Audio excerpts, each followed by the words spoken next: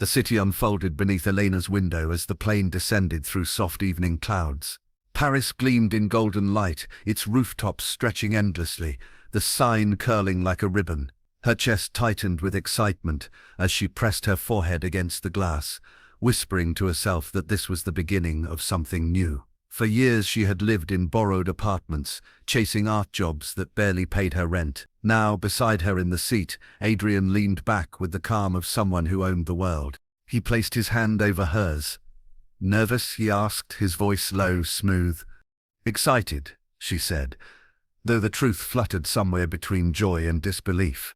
Adrian smiled faintly, but his grip on her fingers was firm, almost possessive. "You'll see. Paris changes everything." They walked together through Charles de Gaulle, his pace brisk, his luggage handled by a driver already waiting at arrivals. Elena felt her steps light against the marble floors, as if she were part of someone else's dream. The driver opened the door of a sleek black car, and Adrian guided her inside with a hand at her back. The city moved past them in glimmers, cafes, bookstores, iron balconies, the smell of bread drifting through the cool air. At the hotel, Adrian led her through a lobby filled with chandeliers and marble pillars. Elena couldn't stop staring, overwhelmed.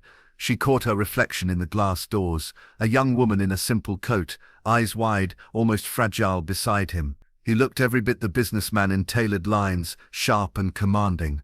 That evening he told her to dress warmly. "There's something I want to show you," he said. They drove through the streets until the Eiffel Tower rose above them, lit like a monument of fire against the night. Tourists swarmed the square, their chatter rising like a tide, but Adrian seemed to see none of it. He walked her beneath the vast steel structure, stopping where the lights flickered in a golden shimmer. Elena's breath caught. She had seen it in pictures, in films, in books, but nothing compared to standing here, the tower soaring into the night sky. Her eyes stung with wonder. Adrian turned to her, expression unreadable. Then to her shock he dropped to one knee. Gasps rippled through nearby strangers, phones lifted, flashes blinking. "Elena," he said, his voice steady, "you are my reason, my anchor. Will you marry me?" Her hand flew to her mouth. For a moment the world tilted, the air sharp with disbelief. She felt heat in her chest, her throat tightening with tears. "Yes," she whispered, then louder, trembling with joy. "Yes, Adrian." He slid the ring onto her finger, a diamond that caught the light of Paris and scattered it in all directions. The crowd cheered, strangers clapping, a chorus of congratulations in a dozen languages. Adrian rose, pulling her into his arms, kissing her with practiced intensity. She closed her eyes and leaned into him, convinced the years of loneliness and struggle had led her to this moment. Everything inside her screamed that she had finally found safety, love, and a future worth believing in. But when she looked up at him again, beneath the glittering lights, she noticed something strange in his gaze. His smile was perfect, his posture commanding, but his eyes lingered on her, not with tenderness, but with possession. The chill of that look brushed her skin like cold metal. Elena laughed nervously, brushing the thought away. He pulled her closer, whispering, "Forever starts now." And in that glow of Paris, she convinced herself she believed him, even as a faint unease stirred deep within her chest, an unease that would only grow. The hotel suite glowed with amber light from floor-to-ceiling windows, overlooking the Seine. Elena traced the new ring on her finger, its weight unfamiliar, its sparkle almost unreal. She caught herself smiling, her reflection a girl reborn. Behind her, Adrian poured champagne into crystal glasses, with the air of a man who owned, not just the view, but the night itself. "To us," he said, handing her a glass. "To forever," she replied, clinking gently. They sipped, the sweetness burning with promise. Yet when her phone buzzed on the table, Adrian's eyes flicked to it sharply. "Who is that?" She hesitated, then glanced at the screen. "Sophia. She wanted to know if I landed safe." Adrian's smile thinned. "She worries too much." "She's just protective," Elena said softly, setting the phone down. Adrian reached for her hand, stroking her knuckles with deliberate slowness. "You don't need anyone else's protection anymore. You have me." His words, meant to soothe, pressed strangely. against her chest. She nodded, convincing herself it was only love speaking. The next day, Paris unfurled like a painting, bridges dusted with sunlight, the air sharp with roasted chestnuts and coffee. Adrian guided her from boutiques to galleries, his arm looped firmly around hers. He chose her dresses, paid without hesitation, and reminded her often, "You deserve nothing less." At first she basked in the attention. She had never known luxury, never been looked at the way strangers now looked at her, envy wrapped in admiration. But there were moments when his touch tightened, steering her away from lingering too long at a painting or pausing to check her phone. That evening, over dinner at a candlelit restaurant, Elena's phone buzzed again. Adrian reached it first, sliding it across the table with a quiet smile that didn't reach his eyes. "You're too distracted," he murmured. Elena forced a laugh. "It's just Sophia again. She thinks everything is moving too fast." "And do you?" His gaze pinned her, the candlelight sharpening the edges of his face. She swallowed, heart racing. "No, I've never been so sure of anything." For a moment he studied her in silence, then leaned back, satisfied. "Good. I need your trust. That's all I ask." Later, alone in the suite, Elena scrolled through Sophia's messages. "Are you sure about him? He's intense. You barely know him. Please be careful." She typed a quick reassurance. "I'm happy, finally. Trust me." Then deleted it, rewriting softer words, afraid of seeming defensive. She slipped the phone under her pillow, glancing at Adrian sleeping beside her. His arm was draped across her waist, heavy, unmoving. The city lights flickered through the curtains, dazzling yet distant. Elena closed her eyes, telling herself this was love, that the doubts in her chest were only fear of happiness too good to last.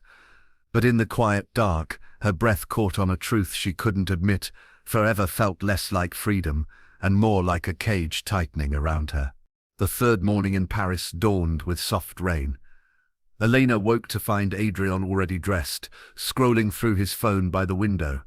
His voice was low, sharp, switching between English and a language she didn't recognize. When he noticed her stirring, he ended the call abruptly and smiled, but the smile didn't reach his eyes. "Pack your things," he said. "We're leaving the city." "Leaving?" She blinked, surprised. "I thought we'd see the museums today." "We will. Another time. Paris is too crowded. I want us alone, away from noise. Just us." The words felt romantic, yet his tone left no space for questions. Elena nodded, trying to swallow the faint disappointment. By afternoon, they were driving through winding French roads, the skyline of Paris dissolving into rolling fields and thick forests. Adrian's hand rested on the wheel with casual precision, but his other occasionally tightened around hers, as though anchoring her. The villa emerged at the end of a gravel path, grand but isolated, its stone walls damp from the rain. A caretaker greeted them, a quiet man in worn clothes who bowed slightly to Adrian and carried their bags inside. Adrian barely acknowledged him, directing Elena through echoing halls that smelled of wood smoke and age. "It's perfect," Adrian said, sweeping an arm toward the tall windows overlooking endless countryside. "Here, no one can interrupt us." Elena tried to smile, though the silence pressed heavy. The caretaker lingered briefly at the doorway, eyes flicking to her with something unreadable, curiosity, maybe pity, before disappearing. That evening, Adrian lit a fire and poured wine. He was charming again, his laugh echoing against the stone walls. They cooked together in the wide kitchen, Adrian teasing her for burning garlic, pulling her close as though nothing existed but them. For a moment, Elena let herself believe it. The warmth, the closeness, the dream. But the cracks widened. When she reached for her phone to send Sophia a message, Adrian plucked it from her hand, kissed her temple, and set it aside. "You're mine tonight," he said softly. "Don't let others steal our time." His touch was tender, yet there was an edge she couldn't name. She told herself not to overthink. The next day, while Adrian was outside taking another phone call, Elena wandered the villa. In his study, she noticed papers scattered across the desk, contracts in languages she couldn't understand, names she didn't recognize. When she heard footsteps returning, she quickly moved away, her heart racing. Adrian entered, eyes narrowing slightly. "Curious, aren't you?"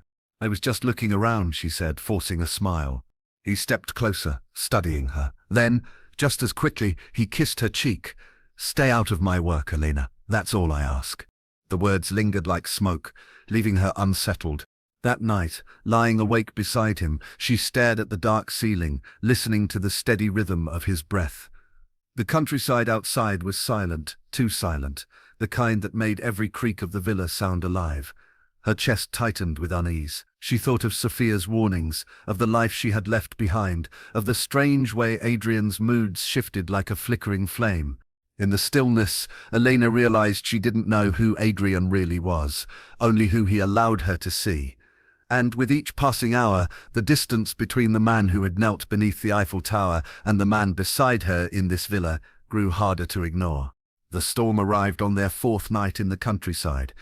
Rain lashed the windows, the villa groaned under gusts of wind, and the fire in the hearth spat sparks that climbed and died in the dark. Elena sat curled on the sofa, scrolling through the photos Adrian had insisted they take earlier. The proposal beneath the Eiffel Tower, her hand lifted toward the camera, diamond gleaming. She should have looked radiant. Instead, she noticed the tightness in her own smile, the way his arm locked around her waist like a restraint. Her phone buzzed. A message from Sophia lit the screen. "Elena, please tell me you're okay. I have a bad feeling." Before she could type a reply, Adrian stepped into the room. His eyes landed on the phone, and the warmth in his face drained away. "You're still talking to her?" His voice was flat, dangerous. "She's my best friend," Elena said, trying to stay calm. "She worries, that's all." He snatched the phone from her hand. "She doesn't trust me. She poisons you against us." "That's not true," Elena whispered, rising to her feet. She cares about me." Adrian's jaw clenched, his knuckles whitening around the phone. "Do you care about me? Or do you care about what Sophia thinks?" The question hit like a blade. "I said yes to you, Adrian. I want you, but that doesn't mean I stop being myself." For a moment, silence hung between them, broken only by the storm battering the windows. Then Adrian hurled her phone into the fire. It landed with a sickening crack, the flames swallowing it in seconds. Elena gasped. "Adrian, why?" He stepped closer, eyes blazing. "Because you're mine, Elena. All of you. No one else gets to have a piece of you."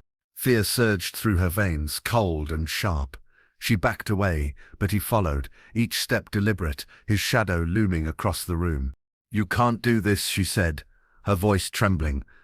"You can't control me like this." Adrian's hand shot out, gripping her arm with bruising force. "Control, I protect you. Without me, you're nothing. Remember that." Tears burned her eyes. She wrenched free, stumbling toward the study. On the desk still lay the papers she had seen before. She grabbed them, desperate for something, anything to use against him. The top page revealed emails, his name tied to women she had never heard of, words of seduction eerily similar to what he had said to her. Her chest tightened with realization. She was not the first. She was not special. Adrian appeared in the doorway, face dark with fury. "Put those down." "No," Elena said, her voice cracking but firm. "You lied to me. You promised me forever, but it was all a game." For the first time, his composure fractured completely.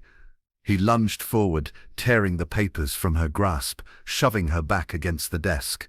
The edge dug into her spine, pain sharp enough to steal her breath. "Don't you dare accuse me," he hissed, his face inches from hers. "Everything I've given you, everything was real. But you ruined it with your doubt." "I just wanted the truth," she whispered, trembling. Adrian's hand wrapped around her throat, not squeezing fully, just enough to remind her of his strength, his dominance. "The truth is you belong to me." Lightning split the sky outside, illuminating the madness in his eyes.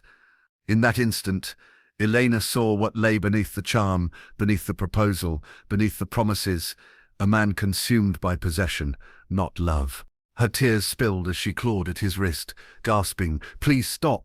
For a moment he froze, breathing hard as though torn between violence and restraint. Then, with chilling calm, he released her and stepped back. The storm raged louder, wind rattling the shutters as Adrian turned away. You should sleep, he said coldly. Tomorrow everything will be different. Elena slid to the floor, clutching her throat, her body trembling. She stared at the flames devouring the remnants of her phone, realizing the cage had locked fully around her. And in the silence that followed, she understood with clarity. Tomorrow might not come for her at all. Morning broke with a deceptive calm. The storm had passed, leaving the countryside washed clean. But inside the villa, the air felt heavy, stale. Adrian moved with unnerving precision, already dressed, his hair slicked back as if nothing had happened the night before. Elena's side of the bed was empty. Her clothes lay folded neatly on a chair, her suitcase untouched. Only her phone was missing, swallowed by the fire. The caretaker arrived to prepare breakfast. He glanced at the table set for one. Madam not joining? Adrian's smile was faint, almost practiced. She left early. Needed time alone, she said. Women. He gave a dismissive wave, as if that explained everything. The caretaker hesitated, then nodded, lowering his gaze. By noon, Adrian had loaded his car, his movements measured, efficient. He carried Elena's jewelry box back inside, placing it quietly in a drawer. He tucked her scarf beneath a pile of linens. Every trace of her was folded into silence. He drove away from the villa, gravel crunching under the tires, his expression composed. The countryside stretched endlessly, green fields and quiet woods masking whatever truth lingered behind. In Paris, Sophia sent another string of unanswered messages. Why aren't you replying? I don't like this. Please call me. Each hour that passed, her unease sharpened into fear. She called the hotel only to be told Elena had already checked out. Her voice shook as she called again, pressing for details no one could provide. A week after the glittering proposal, Elena had vanished without explanation. Adrian returned to the city alone. He smiled at concierges, tipped drivers generously, and posed for photographs when strangers recognized him from society pages. His charm was intact, his story seamless. Elena had chosen to travel, to clear her mind. Yet the cracks were there. The caretaker, haunted by the image of Elena's abandoned belongings, began to speak quietly to locals. Whispers spread through the village of the beautiful woman who arrived radiant and disappeared without a trace. Sophia's persistence finally reached the French authorities. She flew from Eastern Europe to Paris, her desperation heavy in her voice as she spoke to the police. She would never leave without telling me. Something's wrong. Please, you have to listen. Investigators began piecing together the fragments, hotel records, security cameras, the caretaker's uneasy account. Adrian's explanations were smooth, but too smooth. His insistence on privacy, his dismissive tone about Elena's flightiness, his refusal to answer simple questions, everything added weight to the suspicion building around him. Back at the villa, detectives searched the grounds. The caretaker led them to the fireplace, where faint remains of a burned device lay hidden beneath ash. They collected the fragments, whispering about what story the silence of the villa concealed. Meanwhile, Adrian drove through the countryside once more, his hands steady on the wheel, his gaze fixed ahead. In the trunk lay the secret he had tried to bury, the one that no charm, no smile, no wealth could erase forever. The French sun dipped low, casting long shadows across the road. Adrian pressed harder on the accelerator, the calm in his chest unnerving, almost serene.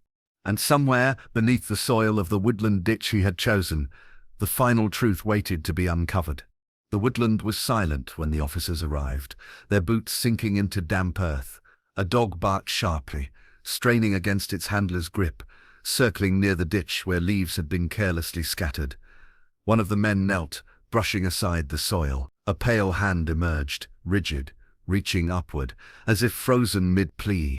Elena had been found. News rippled quickly. Parisian headlines, foreign papers, a tragic story framed by photographs of a young woman smiling beneath the Eiffel Tower, only days before her death. The fairy tale had rotted into something darker. Sophia collapsed when she heard. She sat in the police station, clutching Elena's scarf that had been mailed back to her in a box. Adrian once claimed was forgotten luggage. Her sobs filled the room, raw and hollow. She told me she was happy, she whispered, her voice breaking. She believed him. Adrian was arrested in his Paris apartment, his suit neatly pressed, glass of wine in hand. He didn't resist, only sighed as if inconvenienced. "This is absurd," he told the officers. "It was an accident. She fell." I panicked. The interrogation room painted a different picture. Detectives laid out the evidence, the caretaker's testimony, the burned phone, the inconsistencies in Adrian's timeline, the forensic match of soil in his car trunk to the woodland ditch. "You killed her," the lead inspector said evenly. "You controlled her, isolated her, and when she resisted, you ended it." Adrian leaned back in his chair, lips curling faintly. "She was mine. You'll never understand that." Sophia was brought in as a witness. Her voice trembled, but her eyes blazed as she faced him through the glass. "You don't own love, you destroyed it." During trial, Adrian's lawyers painted him as a man overwhelmed, a fiancé undone by passion. They spoke of misunderstanding, of a tragic accident, misread by strangers. But the jury saw the pattern, his obsession, his lies, the fragments of other women drawn into his web. Elena's story became larger than her life. Documentaries, candlelit vigils, strangers posting photos of her under hashtags that screamed for justice. Yet beneath the noise was the quiet grief of a mother who never received a last call, a friend who replayed every warning text, wondering if she could have saved her. Their sentence was delivered coldly. Life imprisonment, no possibility of parole for decades. Adrian sat expressionless, as if even justice could not pierce the armor of his ego. Only when the handcuffs closed did his jaw clench, a fleeting crack in his composure. Outside the courthouse, Sophia stood clutching Elena's photograph. Reporters swarmed, flashes burst, but she ignored them all. Her words were simple, whispered almost to herself. She just wanted to be loved. In the years that followed, the villa was sold, its halls stripped of memory. Yet locals swore the air there still carried unease, that at night one could hear the echo of a woman's laughter, swallowed by silence. Paris remained the city of love, its lights dazzling as ever. Couples proposing beneath the tower, where Elena once said yes. But for those who knew her story, the shimmer carried a shadow. The photographs of her smiling, ring lifted toward the camera, became haunting reminders of how quickly joy could turn into a grave. And in the quiet of her hometown, a grave marked with her name bore flowers each week, placed there by the friend who had tried to save her. Sophia's whispers lingered over the stone like a vow. "I'll never let them forget you." Elena had believed forever began in Paris. Instead, it ended there. Her life stolen by the man who promised eternity, her love story carved forever into the darkness where romance and possession blurred into tragedy.